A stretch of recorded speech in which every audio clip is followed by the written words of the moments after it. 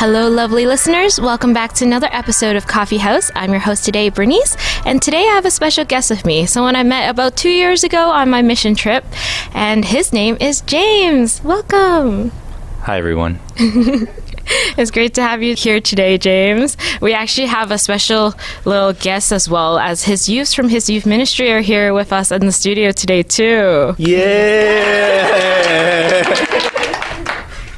Come on, guys, we got to make this fun, you know? But yeah, now that I get to see you with your lovely youth, they all look so comfortable with you. How have you been enjoying your time in youth ministry? It's honestly been pretty fun.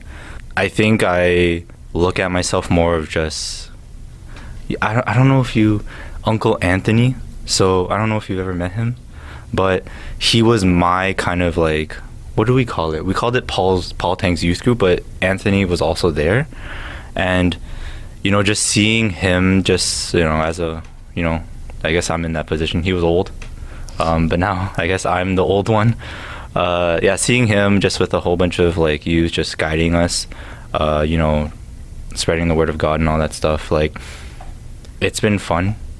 So for me now, I kind of see myself kind of like, being in his role, just with a little bit more responsibilities, because this is more of just like a Sunday school, like, right? It's more of like a whole ministry that, we're trying to, show the community at our church, but also like spread the word of God, like with people within ourselves and like their friendships.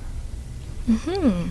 That's great to hear that you help foster that. And I know you have a lot of different programs that you've been, how do you say it? You have started a lot of different programs at your parish to help support the youth there. Would you like to tell us about any of them?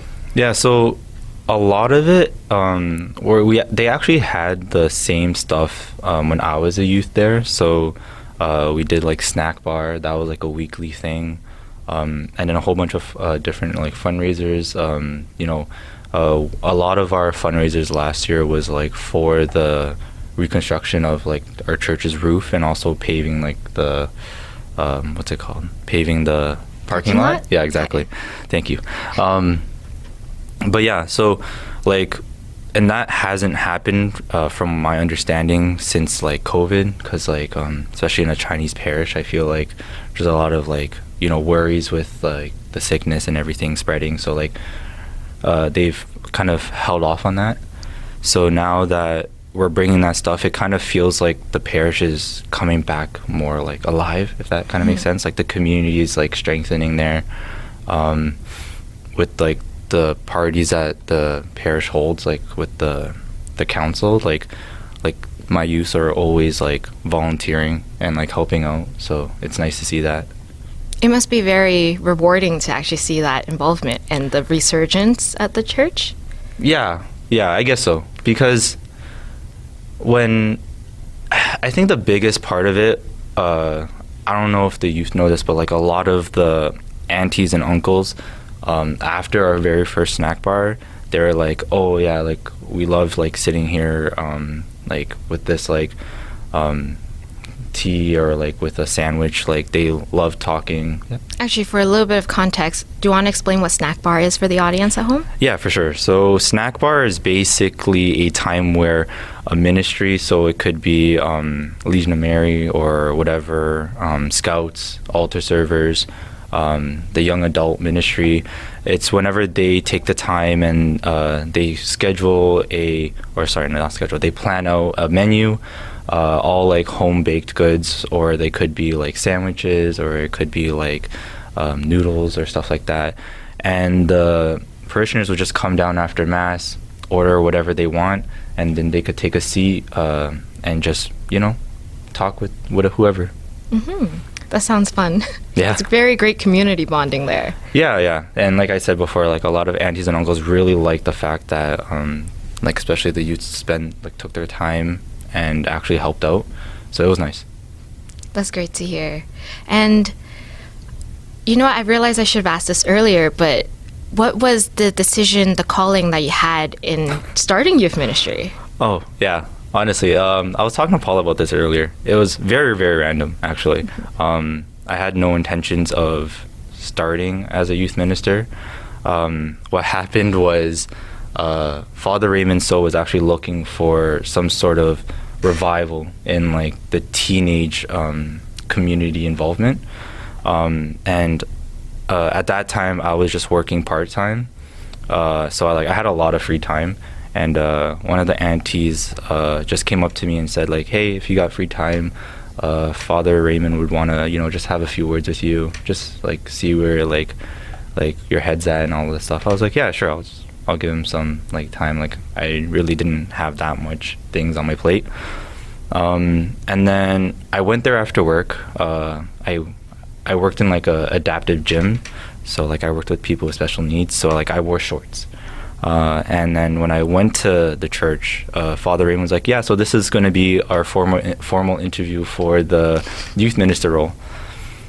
And I just laughed. I was like, wait, what? And you were in shorts. Yeah, exactly. So I was wearing shorts, and I was like running shoes, sweater, like completely not even ready. And then he was just like, yeah, so I really want the the teen life of the parish to like just be revived and like be kind of what it was, like, because all the aunties told him like the things that we used to do in the past. So I just gave him my ideas. I just told them like, yeah, I feel like it's important for like the teens to have something, because like other than that, I think all they had was like altar serving, and there are things that like altar servers do in terms of like the community building and stuff like that, where it's like they go to like Laser Quest or some stuff like that. But yeah, I was just like, you know what, sure, let's do this interview. We did it. He said, all right, I think you're good. I was just like, are you sure though? And I was very, very hesitant in the beginning actually to start it. I think I questioned myself a lot. And I think it's like what a lot of young adults go through. It's like the imposter syndrome. Mm-hmm. So when I first started, or I didn't even start right away, I asked him to give me like a couple weeks to think about it. Mm-hmm. My mom really wanted me to do it. She thought it'd be a good idea. And I actually spoke to my housemates because I didn't grow up, sorry.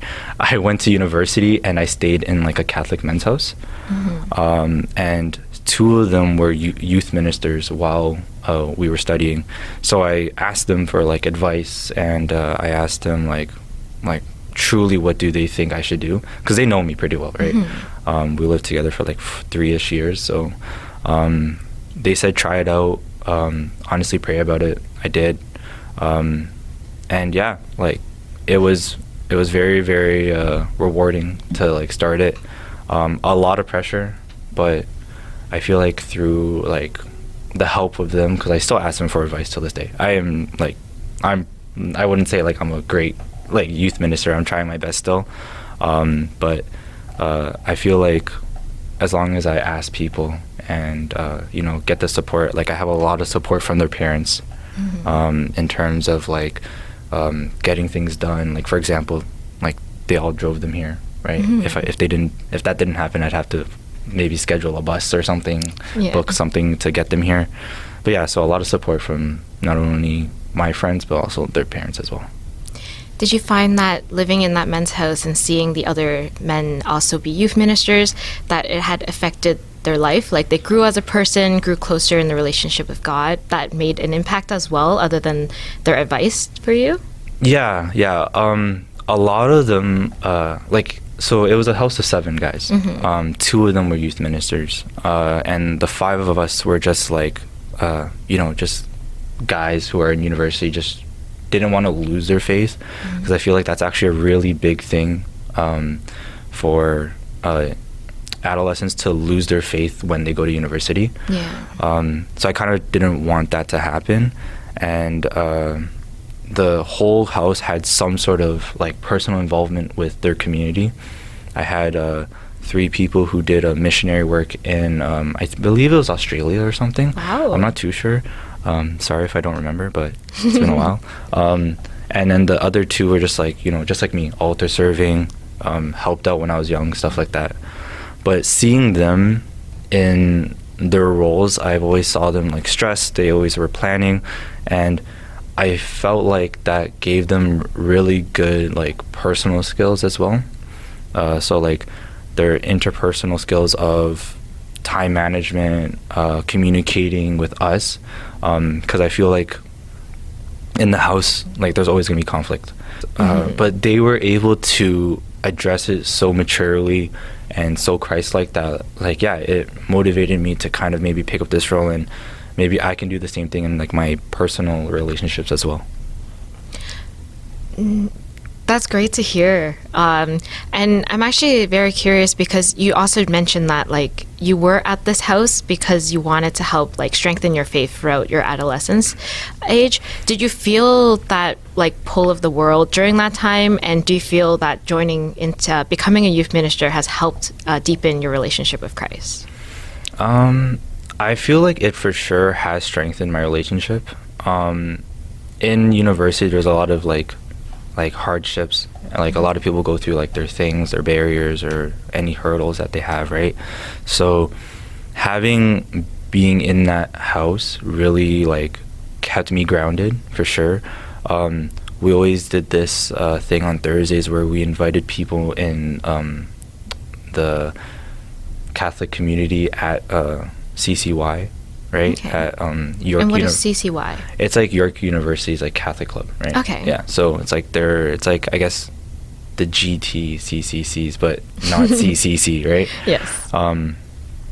And how I saw them host like the dinners, how I saw them, like, invite others and also, like, counsel others. They also, like, counseled me as well, because I think I was the youngest. I'm pretty sure I was the youngest. And now doing the same thing in youth ministry, like, I hope that I'm bringing the same thing, like, giving some sort of counseling, teaching them some sort of things, right, about the lessons that I've learned in that house, but also the lessons that I've learned just throughout life, just so that it can help guide them, stuff like that. Yeah. And with you helping guide them, do you feel like your parish has helped guided you, as well as, like, resources from the Archdiocese? Yeah, for sure. So the Archdiocese definitely helped out a lot in terms of, like, giving me materials. It was a bit difficult, I'm not going to lie, in the beginning, because I had support from, like I said, like, my old housemates and just, like, the community itself, and also, like, my partner. She also helped me with all, like, the organizing, the structure of things, how they go. So I feel like with the materials and with all that support, you know, it was rough sailing, but, you know, at least I was sailing in the waters. Yes. Now that you've kind of been in the waters for a little while, do you have any tips for anyone that would like to become a youth minister in the future, or any that are in the thick of the water right now as a youth minister? Oh, man. I would say definitely don't be shy to reach out to, like, the family members. Family, especially, like, your parents, they always want what's best for, like, their kids, right? So they're going to try to make whatever that you're doing better for their kids, right? So a lot of parishioners are very, very generous as well. They are willing to provide you some materials, like books and all that stuff, for educational purposes, and also, like, they're able to support you financially, which is also, like, a big thing, especially if you want to, you know, give the best for them, like, right? Like, you don't want, like, I try not to just give, like, crackers and chips and stuff like that. Like, we always have some sort of, like, pizza. Pizza's probably, like, the main thing, actually. It's probably the only thing, right? Any objections, guys? No? All right. So, yeah, we try to do that, and the parents help out with that as well. So definitely ask for help. Don't be shy. I would say you definitely need some sort of spiritual counselor. Reason being is because, like I said, I had a whole bunch of imposter syndrome in the beginning, and sometimes I still do. I'm just like, oh, like, am I really, like, called to, like, help out with this certain thing, right? But your spiritual counselor, or whoever you're talking to, will give some sort of advice to you so that you can, you know, at least try to set it in motion. I feel like a lot of the times people don't even try. And you know, if you don't try, you're not even going to get anywhere. But if you at least like register, like you're already one step closer to achieving that one thing. So yeah. What have been some of those tips that your spiritual counselor has given you that help push you forward? So one of them was definitely like when I wanted to start off with like community stuff, especially within our parish, I felt like there was I personally thought that there was going to be like some issues in terms of like, oh, some parishioners may not like the snack bar, or they just don't know of it. So like if we prep so many things, like if we prep a lot of food this first time, then a lot of it's going to go to waste. And I was super stressed about it. But he just like said, hey, like it's been a while. Like he's the one that actually told me like a lot of parishioners are very generous for their community. So even if like they might not take something, they still might donate. And yeah, I feel like that has happened a lot. Sometimes we have parishioners who would give $50 for a cookie, right? Wow. And they wouldn't even ask for change back, right? And like when you think about it, like you would never pay $50 at a cafe for like a piece of cookie, right? Especially as something like if I made it, I wouldn't pay it, right? But like yeah, like they completely, like I guess they trust in whatever program or whatever ministry that we're trying to build, and they're kind of in what's that word I'm looking for? They are investing in it, right? They're trusting our thing, and they're investing in our ministry, which is a big help. And when I talked to him again about it, like I told him, yeah, it actually went pretty well. The kids seemed like they like enjoyed it. Parishioners definitely looked like they enjoyed it. There were like a small like logistic errors, but like we always just learn those and we just fix it the next time. And yeah, so I feel like that's one of the bigger things. It's just like the community aspect of it. That's great to hear. Actually, I have one more question. Now I'm curious. So basically, you guys started the snack bar, and now other groups in your parish also help out in it, or like you guys rotate now? Yeah, so in how it went in the past was once a week, a ministry would be involved and take control and just make whatever they want, right? Like they had peanut butter noodles at one point. Other ministries make sticky rice, right? So now what's happened is that bi-monthly, another youth group, I think the Mandarin group part of it, they're actually running their own snack bar now, right? And when I heard that, I was actually very happy. Then I was looking into like maybe other ministries. Like I said, I can help in terms of running like a scheduling group and like just see what you guys can make and like wherever I can help out with it. A bit hesitant with the other ministries, but I just feel like such like it's a new thing for them, and like maybe they have like the same mind block where I had, where it's just like, what if like they don't sell out everything? What if the parishioners don't take it back too well, right, with whatever they buy? But yeah, other ministries are actually starting to take over, and like we don't really have to do it all the time, which is good. It could be a bit stressful, but yeah. Yeah, that sounds really great for like community building as a parish as a whole, right? Because like now it's almost like every week parishioners after Mass can just have fellowship together with like the different ministries, and also it's not a burden onto like any one ministry to do this all the time, right? For sure. That's really great. But anyways, I believe that kind of concludes our time today. Do you have any last words you might want to let into the world, or any tips for young people these days? I'm not going to look at my youth, but I'm very thankful for the time that they put into the youth group, especially like I know a lot of them are better than me when I was in high school in terms of like they have a lot of extracurriculars, but yet they still take the time and they still help out, you know.